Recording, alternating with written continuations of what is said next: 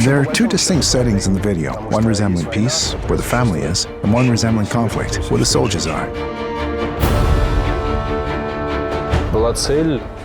Our goal was to create a film that would be relevant for everybody, which anyone could relate to.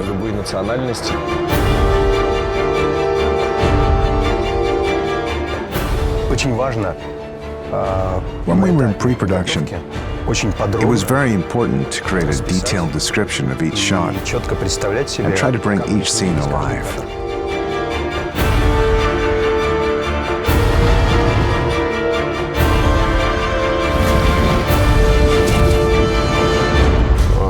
One of our plans was to go to America and film everything on a real ship.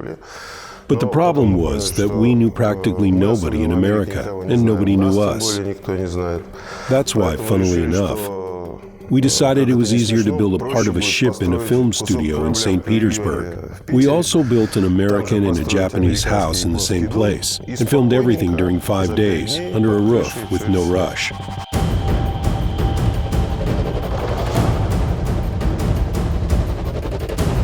We are in the 4th pavilion of a major Russian movie studio, Lenfilm. These props are being built now. The time limit for everything is 12 days.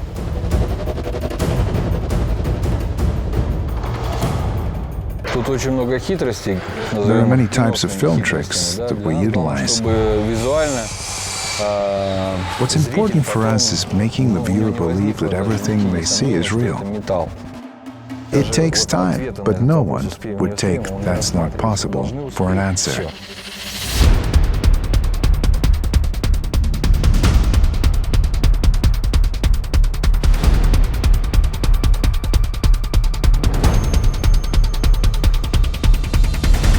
Based on the studio plan, we, the CG guys, created a model of the studio. Then we added the model, and then implemented an animatic.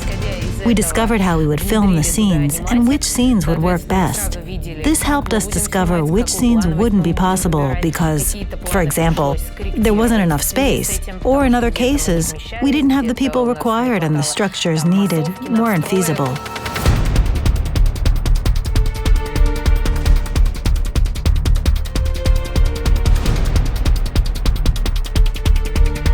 The ideas for all the shots were created beforehand, which was really important for us because all the shots are quite complicated. While they may look simple, it's difficult to film them. I believe 90% of success depends on preparation. The better you prepare, the better is the result. The 10% left is there for improvisation.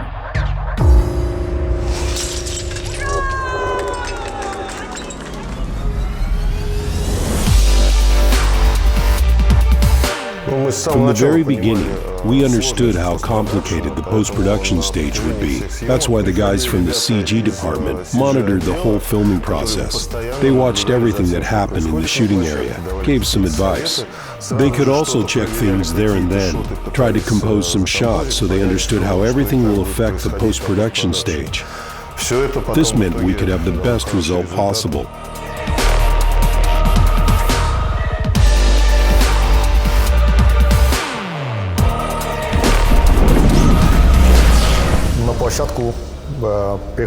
Three supervisors were present at the shooting area to keep an eye on everything that was happening. They helped notice and fix things others may have missed. So we had 6 eyes on everything at all times.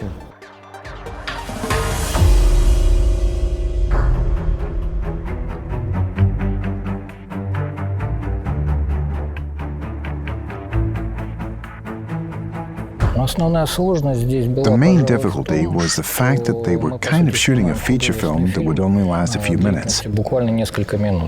Therefore, we needed to stick to all the conventions of a historical feature film.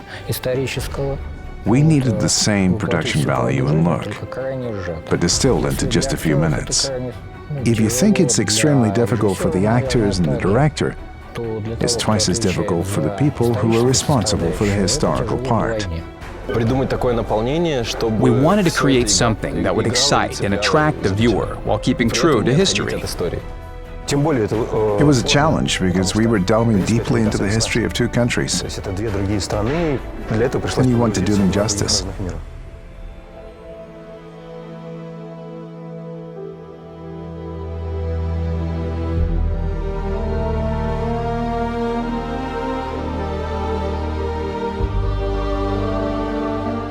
One of the most difficult moments for any person while the country is at war is a moment they are informed about the death of a loved one. It's an all too common occurrence.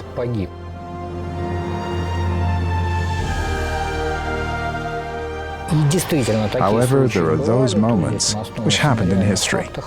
When a year or two later, people returned to life, while their families had been assured that their loved ones had perished.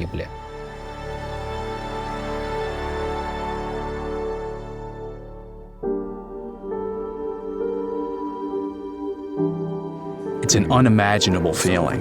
You still want to come back, want everything to be okay. At the same time, you accept that violence is a part of it. It's only by doing what you signed up for that you can eventually, hopefully, return home. You want everything to work out. You want to see your loved ones. The situation here is, in fact, the same.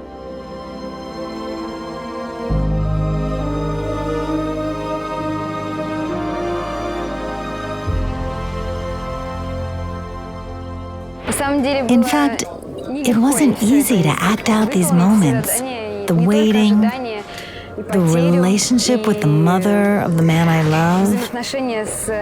You have to imagine the sense of loss. I had to include some of my own experiences and emotions to bring the character to life.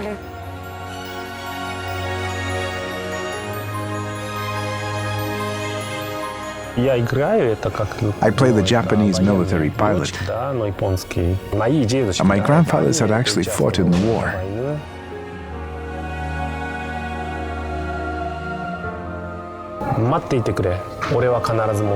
It's either you or them. When an aircraft is flying right at you and the pilot has to put their life on the line while his other teammates have already been lost, it's down to him. He's the only one who can change this situation and save the rest of the ship's crew.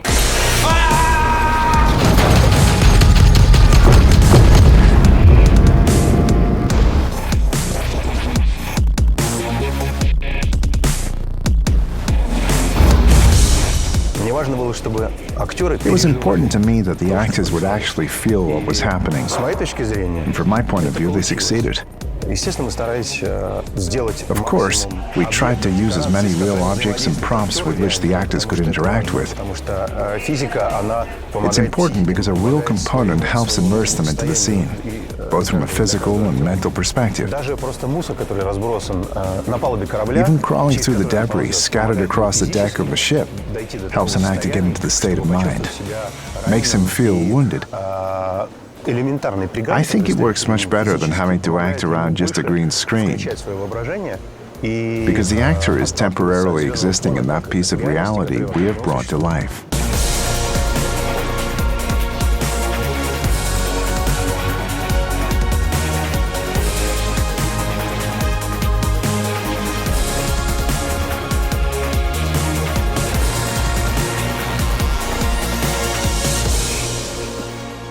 We had to squeeze it all into 5 shooting days.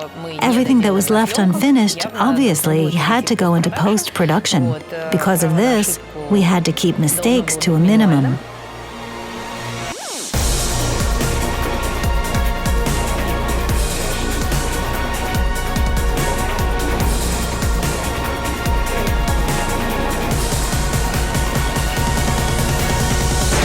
Всем спасибо, съемки закончились.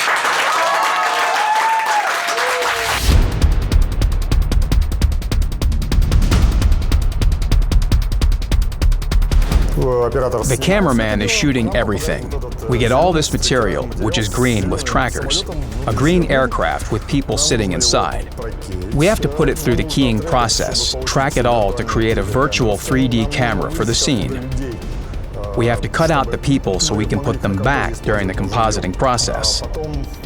Then, 3D models for aircraft are created, including their scans and textures.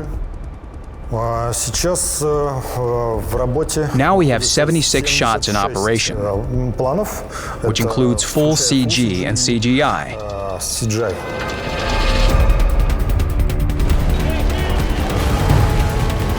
Every shot will require, well, I guess, up to 50 working hours to process. The rendering alone will require 40 to 50 hours.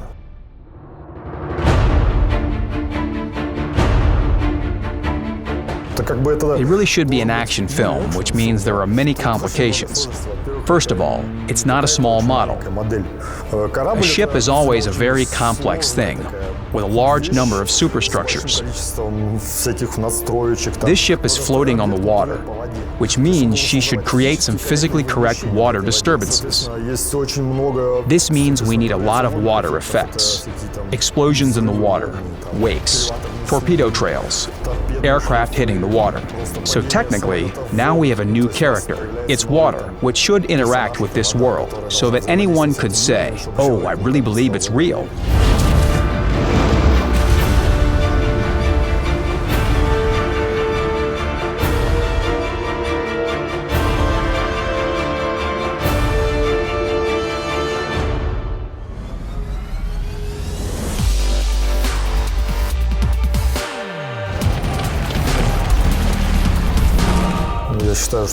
I think that's an amazing experience, and it will definitely be useful in the future.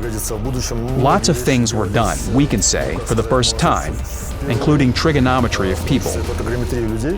Well, we can say they're not really the main characters, because they're not quite human enough, just background characters.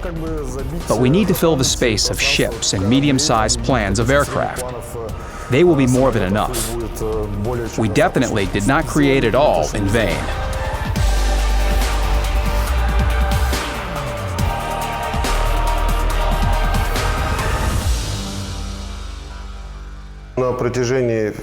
Throughout the whole shooting process, we made a rough cut, and when the shooting ended, we gathered the whole crew and turned on the video. This was sort of the first premiere. It was all very rough. But at that moment, I saw that the women who were in the crew, makeup artists, costume designers, they were crying. At this point, we all basically understood that the video turned out well.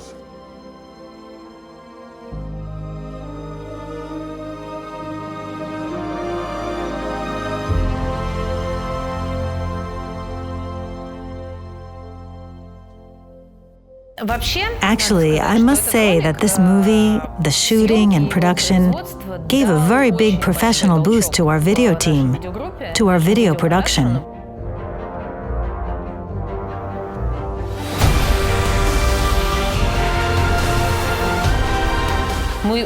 We have already started moving slowly in the direction of video game movies. We're already shooting something, already preparing new CG game projects. Our management has greater confidence in us, saying, "Yes, okay, you'll make it, you'll succeed." And, of course, next time when we're shooting, we'll involve our own team, directors and cameramen, and we'll create something just as exciting.